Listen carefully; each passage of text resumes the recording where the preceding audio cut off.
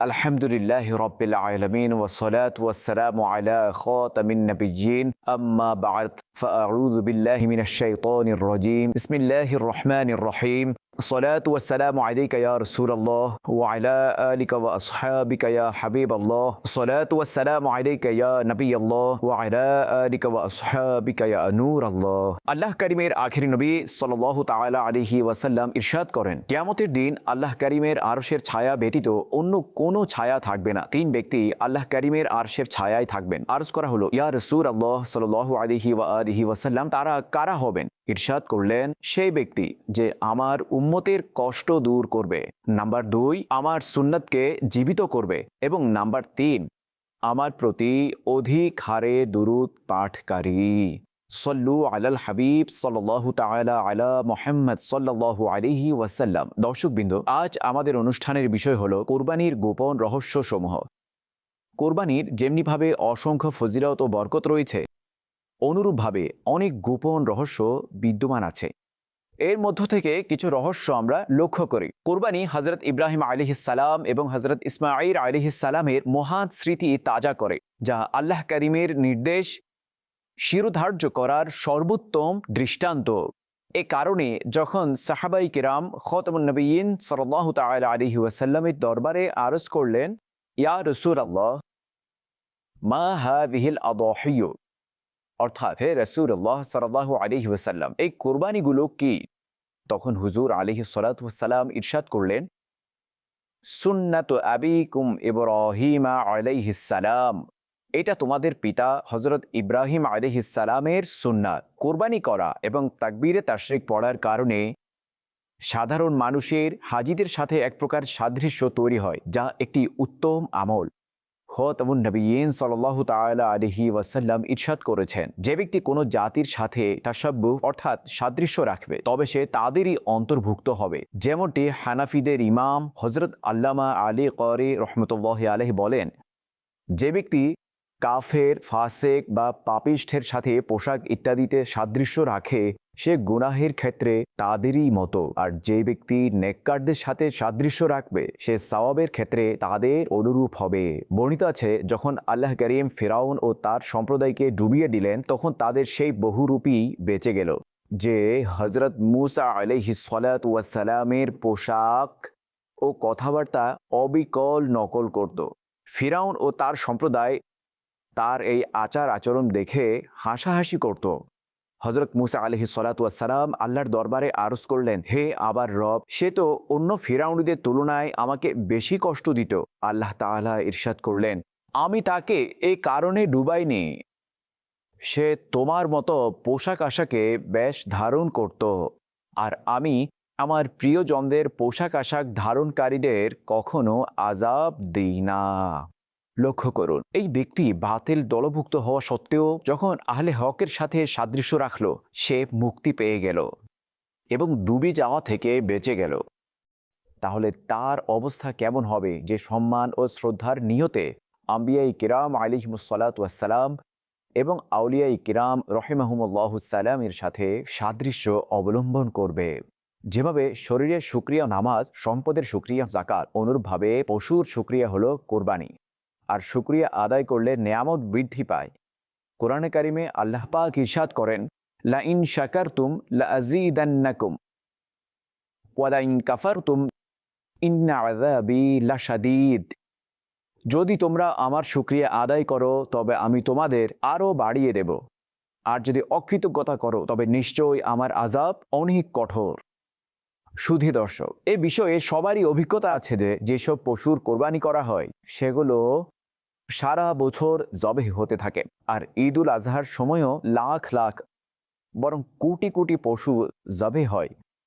কিন্তু তবুও এসব পশুর অভাব হয় না, বরং পালে পালে পশু দেখা যায়। এর দ্বারা বোঝা গেল যে জিনিস আল্লাহর রাস্তায় দেওয়া হয় তা শেষ হয় না। মহান আল্লাহ এতে বরকত দান করেন। হযরত আয়েশা সিদ্দিকা রাদিয়াল্লাহু তাআলা আনহা থেকে বর্ণিত, নবী পরিবার একটি ছাগল জবাই করেছিলেন। তখন খাতামুন নবিয়্যিন সাল্লাল্লাহু আলাইহি ওয়াসাল্লাম জিজ্ঞেস করলেন, এ কতটুকু অবশিষ্ট আছে?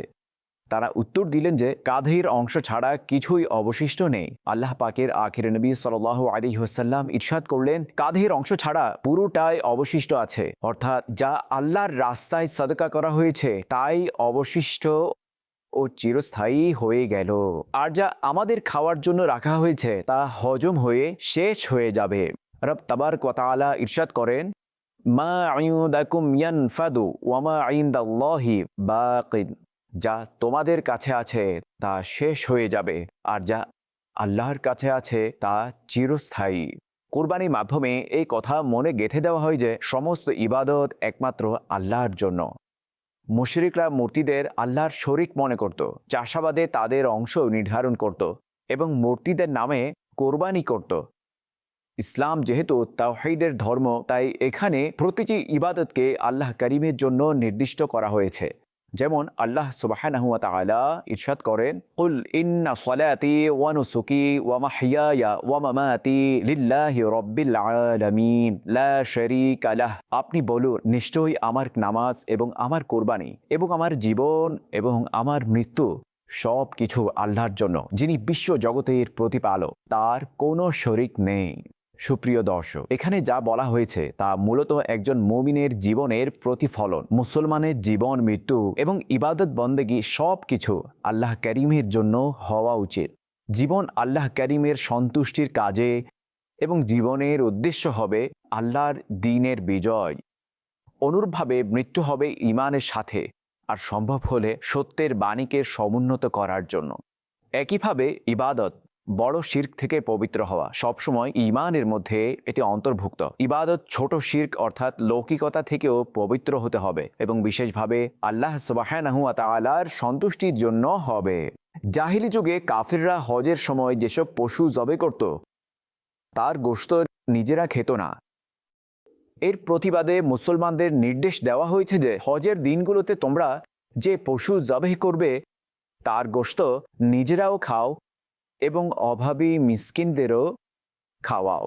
যেমনটি আল্লাহ করিম ইরশাদ করেন, ফাকুলু মিনহা ওয়া আতঈমুল বাঈসাল ফাকির।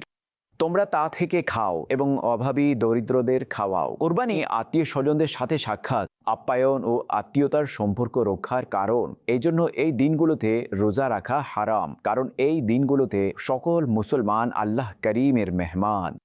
খাতামুন নবিয়্যিন সাল্লাল্লাহু তাআলা আলাইহি ওয়া আলিহি ওয়াসাল্লাম ইরশাদ করেছেন, আমি তোমাদের কোরবানির গোশত 3 দিনের বেশি খেতে নিষেধ করেছিলাম, যাতে সবার মাঝে সচ্ছলতা আসে, এভাবে যেন সেই গোশত তোমাদের সবার কাছে কিছু না কিছু পৌঁছে যায়। এখন আল্লাহ করিম প্রাচুর্য দান করেছেন, তাই এখন খাও, জমা করে রাখো এবং সওয়াব অর্জন করো।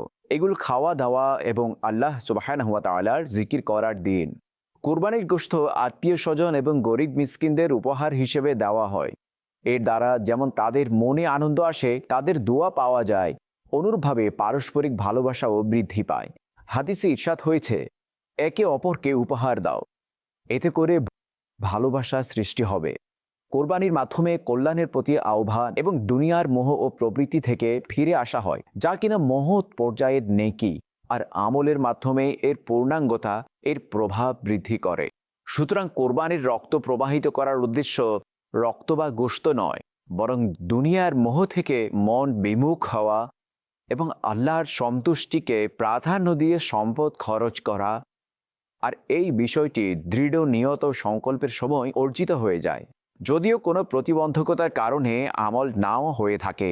আল্লাহ করিমের কাছে রক্ত এবং গোশত পৌঁছায় না, বরং তাকওয়া পৌঁছায়। যেমনটি কালামুল্লাহতে ইরশাদ হয়েছে, লা ইয়ানালাল্লাহু লুহুমুহা ওয়ালা দিমাউহা ওয়ালাকিন ইয়ানালুহু তাকওয়া মিনকুম।